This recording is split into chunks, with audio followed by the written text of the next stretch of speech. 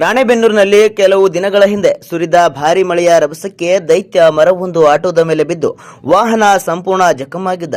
ದಿನಗೂಲಿ ಆಧಾರಿತ ಜೀವನ ನಡೆಸುತ್ತಿದ್ದ ಆಟೋ ಚಾಲಕನಿಗೆ ಇದು ಭಾರಿ ಹೊಡೆತವಾಗಿ ಪರಿಣಮಿಸಿದ್ದು ಜೀವನಾಧಾರ ಕಳೆದುಕೊಂಡ ಕುಟುಂಬ ತೀವ್ರ ಸಂಕಷ್ಟಕ್ಕೆ ಸಿಲುಕಿದೆ. ಈ ಘಟನೆ ತಿಳಿದ ತಕ್ಷಣವೇ ಜೆಡಿಎಸ್ ಪಕ್ಷದ ಜಿಲ್ಲಾಧ್ಯಕ್ಷರಾದ ಮಂಜುನಾಥ್ ಗೌಡಶಿವಣ್ಣನವರು ತಕ್ಷಣ ಸ್ಪಂದಿಸಿ ಆಟೋ ಚಾಲಕನ ಮನೆಗೆ ಭೇಟಿ ನೀಡಿ ತಮ್ಮ ಕೈಲಾದ ಆರ್ಥಿಕ ನೆರವು ನೀಡಿ ಮಾನವೀಯತೆ ಮೆರೆದಿದ್ದಾರೆ. ಜೊತೆಗೆ ಕುಟುಂಬಕ್ಕೆ ಧೈರ್ಯ ತುಂಬಿ ಮುಂದೆ ಸಹಾಯ ಮಾಡುವ ಭರವಸೆಯನ್ನು ನೀಡಿದ್ದಾರೆ. ಸಂಕಷ್ಟದ ಸಮಯದಲ್ಲಿ ನೆರವಾಗುವವರೇ ನಿಜವಾದ ನಾಯಕರು ಎಂಬುದಕ್ಕೆ ಅವರ ಈ ಕಾರ್ಯ ಸಾಕ್ಷಿಯಾಗಿದೆ. ಸ್ಥಳೀಯರು ಈ ಮಾನವೀಯ ನಡೆಗೆ ಮೆಚ್ಚುಗೆ ವ್ಯಕ್ತಪಡಿಸಿದ್ದು ಇಂತಹ ಸಹಾಯ ಹಸ್ತಗಳು ಇನ್ನಷ್ಟು ಜನರಿಗೆ ಪ್ರೇರಣೆಯಾಗಲಿ ಎಂದು ಆಶಿಸಿದ್ದಾರೆ.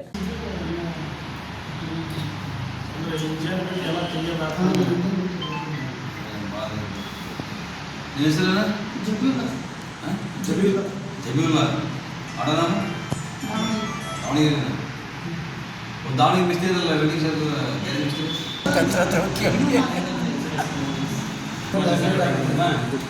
ಹಾಸ್ಪಿಟಲ್ಗೆ ಕರ್ಕೊಂಡು ಹಾಸ್ಪಿಟಲ್ ತೋರಿಸೋ ಬರೋರು ಗಡಿ ಆಗ್ಬಿಟ್ಟಲ್ಲ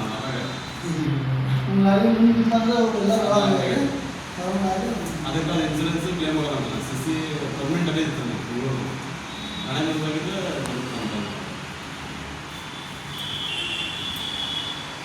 ಗೊತ್ತೋ ಬೆಳಿಗ್ಗೆ ಒಳ್ಳೆ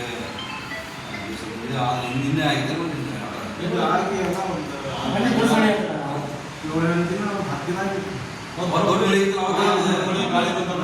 ಮತ್ತೆ ಅವತ್ತೇ ಬಂದು